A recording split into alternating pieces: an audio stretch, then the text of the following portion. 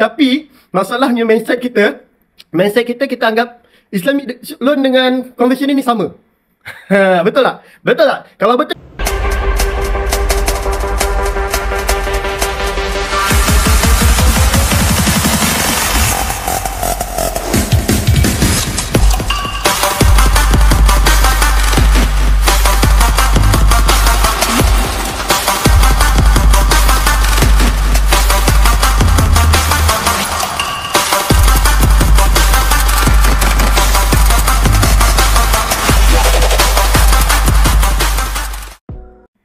Bismillahirrahmanirrahim.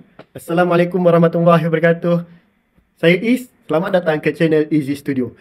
Okey, kita nak cerita kupas hari ni topik baru. Okey.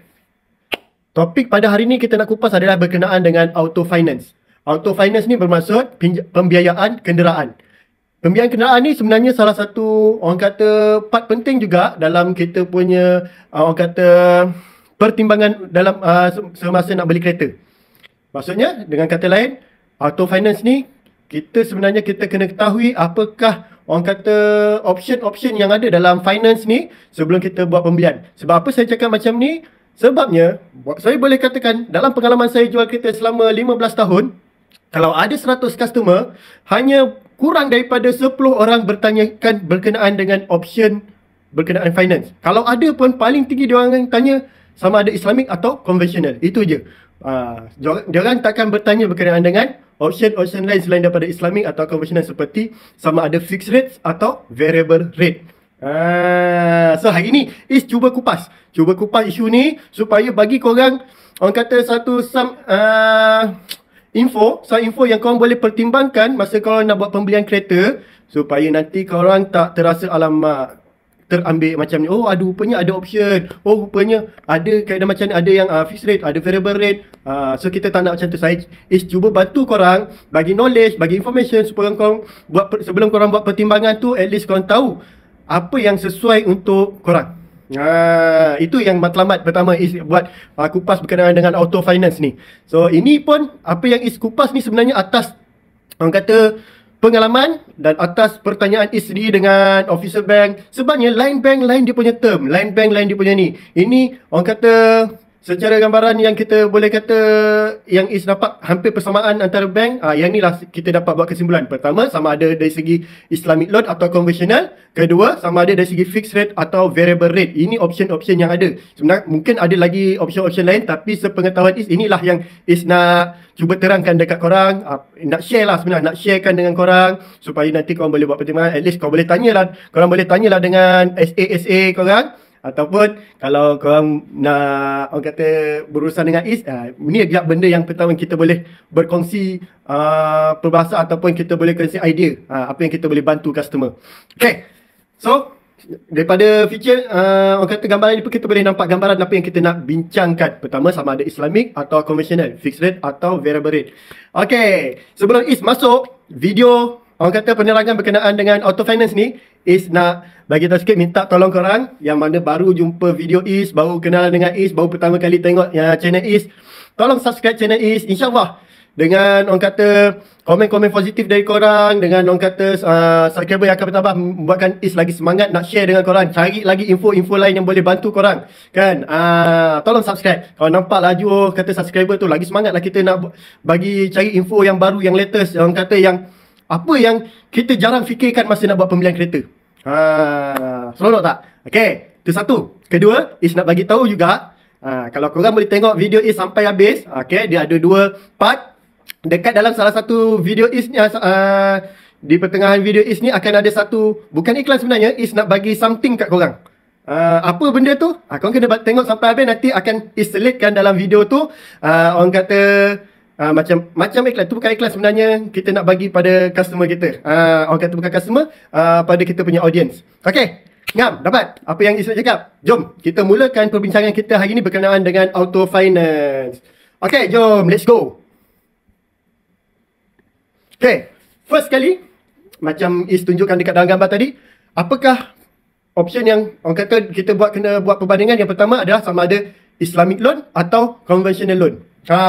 Benda ni sebenarnya dah lama dah bab kenal dengan Islamik dengan konvensional. Kebanyakan daripada kita pun sebenarnya dah tahu dah ada option Islamik dengan konvensional. Tapi masalahnya mindset kita kita anggap Islamic loan dengan konvensional ni sama. Betul tak? Betul tak? Kalau betul cuba korang komen betul ataupun tak. Kan kita anggap benda ni sama. Tapi dekat sini Is nak terangkan perbezaan antara Islamic loan dengan conventional loan. Kita nampak serupa tapi tak sama. Ini dia. Jom kita tengok apa yang tak sama tu. Pertama adalah dari segi konsep dia. Pertama adalah dari segi konsep dia. So jom kita ketahui apa konsep untuk Islamic loan, apa kaedah dia punya guna pakai, dan apa pula konsep untuk conventional loan. Jom kita tengok. Pertama, Islamic loan. Islamic loan ni sebenarnya konsep dia mudah, dia tak sama macam yang kita gambarkan. Kita beli kereta, lepas tu loan bank bagi pinjaman kat kita dan kita bayar balik, cuma kita berhutang dengan bank. Tak, lain. Totally different. Sebab Islamic loan dia menggunakan konsep ITAP. Apa itu ITAP? Al-Ijarah, thumma, dia kalau ejaan summa dia T-H-U-M-M-A, thumma al-bai'. Apa itu al-ijarah, thumma al-bai'? Al-ijarah maksudnya sewa. Thumma, kemudian. Al-bai' tu adalah beli, pembelian. So dekat situ pun dah rumuskan sewaan, kemudian pembelian. Kat situ dia punya konsep dia. Jadi bila kita guna orang kata Islamic finance ni, kita kena tanam dekat dalam kepala kita. Kita tanam konsep dekat dalam kepala kita. Sebenarnya kita cuma sewa kereta dengan bank. Dan kereta tu akan jadi milik kita selepas kita habiskan orang kata bayaran yang kita dah janjikan. Ataupun kalau tak, kita separuh perjalanan pun dia akan bagi sedikit diskaun. Contohnya kita nak buat fully settlement, tu sebenarnya dia akan bagi diskaun. Tapi dia punya dah kira daripada awal berapa yang kita kena bayar dan berapa lama, contoh 9 tahun. Habis 9 tahun hak kita. Tapi kita boleh buat pembelian awal dan dia pembelian awal cuma kita kena bayar habis dengan sedikit diskaun dengan diskaun yang dia bagi. Okay, nampak beza kan? Kita sebenarnya cuma sewa je dengan bank. Bukan kita beli dengan bank. Kemudian dah apa baru selesai. So jadi dekat situ konvensional pula beza dia. Dia semacam yang kita anggap yang awal lah. Kita beli dengan dealer. Lepas tu dalam masa yang sama kita buat pinjaman dengan bank. Bank bagi pinjaman kat kita. Kita bayar secara ni dalam bentuk pinjaman lah. Nama pun pinjaman. Yang tu baru bentuk pinjaman. Yang Islamik adalah kita bayar sewaan. Itu beza dia. Nampak alah term je bayar tu tak sama. Ada orang yang berpandangan macam tu. Masih ada beza yang lain lagi. Bukan setakat ialah konsep tu satu hal, yang benda yang paling penting adalah konsep. Tapi selain daripada konsep, ada term-term lain lagi yang kita kena ketahui berbeza berbanding dengan konvensional. Pada Islam sendirilah, yang paling utama adalah konsep. Sebab apa? Contoh Is bagi contoh dalam Islam ni dia unik sikit. Sebabnya dia mengambil kira ni dalam diri kita, hati, niat. Innama a'malu binniat. Maknanya setiap amal ibadah tu dimulakan dengan niat. Niat tu kalau kita betul niat kita, faham konsep dia, betul lah kita punya urusan tu. So kalau kita benda tu boleh elak daripada riba, dapatlah elak daripada riba. Kalau kita faham konsep, walaupun katakanlah hampir bayar sama sekalipun, kan bayar 100,000, yang tu pun 100,000, tapi kalau kita mindset kita konvensional pinjaman, dia jadi pinjaman dengan ada bunga, tu jadi riba lah. Tapi kalau kita tanam dari itu ada sewa, sewa lah, sewa mana ada riba, kan?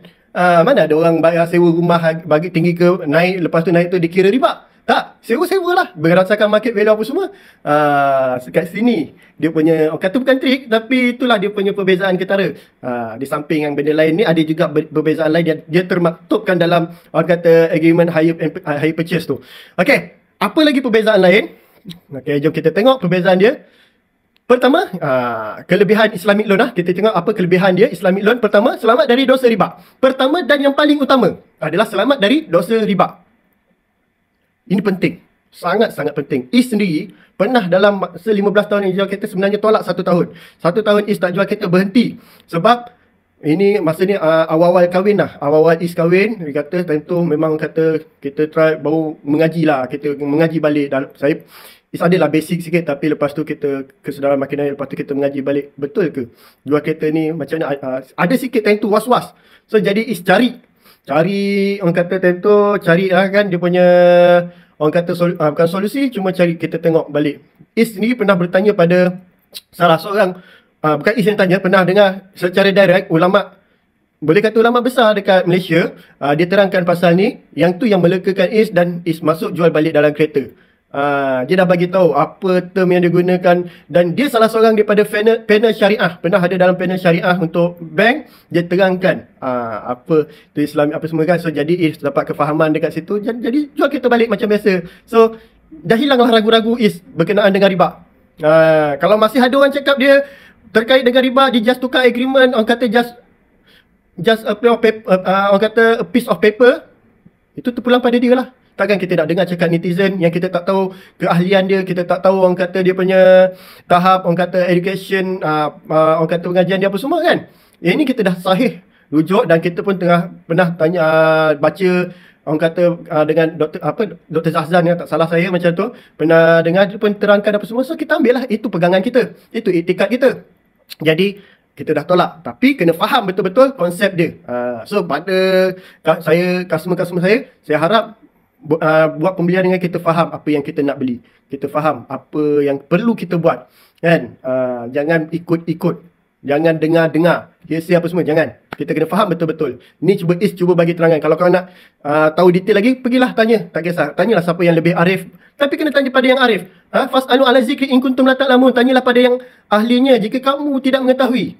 Maksudnya ulama pun ada ulama usul, ada ulama fiqh, ada ulama ni. Bukan satu ulama kadang-kadang dia arif pada semua bidang, tak. Cari ulama yang arif pada fiqh dan muamalat. Muamalat. Tanya dekat situ, dia yang lebih arif pasal tu. Apa term yang dia guna pakai? Kan? Waktu sekarang ni dalam keadaan harga kenderaan apa semua ni, memang mampu ke kita nak buat pembelian tunai? Apa option yang kita ada? Inilah yang kita kena tahu. So dekat sinilah tugas saya walaupun sebagai salesman, kadang-kadang orang pandang, bukan kata nak pandang, tapi orang katakan salesman je pun. Saya nak jadikan profession salesman ni satu profession yang ada nilai education, ada nilai orang kata tambah baik, ada nilai tambah, orang kata tambah nilai dekat situ. Just not a jual kereta, no. Kita kena bagi kefahaman pada kita punya customer. Okay. Lagi-lagi bab hukum. Lagi-lagi bab hukum sangat-sangat penting. Okay. Itu yang pertama dan paling utama. Yang kedua, ada juga contohnya denda yang sedikit berbanding konvensional. Kenapa saya kata sedikit? Sebabnya kalau denda dalam Islam, orang kata Islamic finance ni, dia fix dan tetap. Dia tidak compounded. Bermaksud compounded apa? Kalau kita ada tangguh sebulan, 2 bulan, 3 bulan, makin lama makin, kalau konvensional makin lama makin menekan, makin tinggi dia punya nilai denda dia. Berbanding dengan Islamic, dia fix. Kalau sebulan RM50, RM50 lah. 2 bulan pun tambah lagi RM50, tambah lagi RM50, RM50. Contoh, itu contoh kan. Tambah RM50, kalau RM10, RM10 lah. Itu je denda yang dikenakan kalau lambat bayar.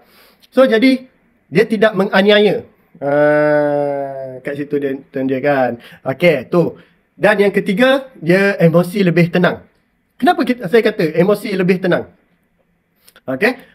Tambahan. Selain daripada denda yang sedikit ataupun bukan compounded ni, ada tambahan lagi sikit.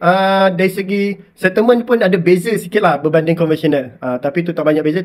Sebab tu saya cuma nak tambah add on je. Okay. Yang ketiga tadi, emosi lebih tenang. Kenapa saya kata emosi lebih tenang? Bila kita faham konsep kita buat Islamic finance ni, so kita tahu kereta yang kita sangka kita beli tu sebenarnya kita sewa je dengan bank. Bila kita sewa dengan bank, mungkin lah, saya tak doakan customer saya orang kata sangkut ke apa, tapi kalau kata kita ada waktunya memang kita betul-betul tak mampu nak bayar, kita bank terpaksa ambil balik kereta tu, at least dalam hati kita dah tenang. Kereta tu kita cuma sewa je dengan bank, bukan milik kita pun. So jadi berat hati kita, sayang, sedih kita tu. Memanglah sedih juga sebab kita tak ada transport apa semua kan. Kita kena cari option lain apa semua. Tapi kita faham dekat dalam kita tu bukan milik kita. So pulangkan balik dekat bank. Kalau boleh elakkan lah. Kalau dapat bertahan-tahan lah. Tapi kalau kita dah tak boleh tahan, jangan sampai kita orang kata gadaikan benda lain. Orang kata yang lagi utama, contohnya family, anak, makan, minum, itu lagi utama dengan tempat tinggal kan. Selepas tempat tinggal tu baru kenderaan. So, jadi kalau dapat utama itu yang kita tak boleh nak pertahankan, kita terpaksa bagi, kita anggaplah bukan kita punya rezeki lagi nak pakai kereta tu, dan kita serahkan balik dekat bank. Sama juga konsep ni yang Islam ajar dekat kita. Apa yang saja yang kita ada dekat dalam dunia ni bukan hak kita. Tangan, kaki, mata, mulut, ini semua pinjaman. Ini semua pinjaman, bukannya hak kita. Bila kita anggap hak kita, bila Allah tarik satu nikmat daripada kita, kita akan sedih sangat-sangat. Tapi bila kita faham yang ni semua pinjaman, Allah, kita akan walaupun sedih tapi kita boleh rawat, kata didik hati kita, tenteramkan hati kita, kata ni bukan hak kita, ni pinjaman. Sedihlah kita kehilangan, tipulah kalau saya sendiri kalau kata diuji macam tu, sedih juga. Tapi kita boleh didik, kita lawan, kata ni bukan hak kita, kita pulangkan balik pada empunya. Macam itulah konsep dia. Sebab letakkan segala nikmat apa semua dunia ni dekat tangan, jangan letak dekat hati. Tangan ada masa kita boleh pegang erat, kita genggam, tapi bila sampai kita dah tak boleh genggam, kita lepaskan. Jangan terkesan pada hati kita. Itu yang saya cuba terapkan dekat korang dia punya ni kan. So itu setakat ni. Okay, kita mungkin berhenti dulu dekat sini. Kita akan pecahkan video ni kepada 2 part. Yang ni part 1 selesai berkenaan dengan Islamic loan dengan konvensional. Dan insyaAllah kita sambung dekat video lagi satu part 2 berkenaan dengan fixed rate dan variable rate. Ini yang tadi bab konsep, bab orang kata etikad pegangan kita, kefahaman kita berkenaan dengan loan yang kurang sikit dari segi calculation. Tapi untuk fixed rate dengan variable rate ini melibatkan perkiraan, strategi, planning, dekat mana yang bisa. Sebabnya ada orang anggap fixed rate lebih bagus berbanding variable rate. Bagi saya, kalau tanya sendiri kat saya, tidak sama sekali. Sebab apa? Dia sebenarnya bergantung pada strategi, bergantung pada masa ketika, bergantung pada orang kata planning kita nak beli kereta, penggunaan kita berapa lama apa semua bergantung. Jadi kalau nak tahu macam mana kita nak memilih sama ada fixed rate atau variable rate, continue tengok video part 2. Okay? Dekat part 2 ni saya akan terangkan berkenaan dengan orang kata fixed rate ataupun variable rate. Jadi sebelum tu mana yang belum subscribe, seperti kata, jangan lupa tekan subscribe. Okay, thank you. Jom kita sambung dekat part 2. Terima kasih.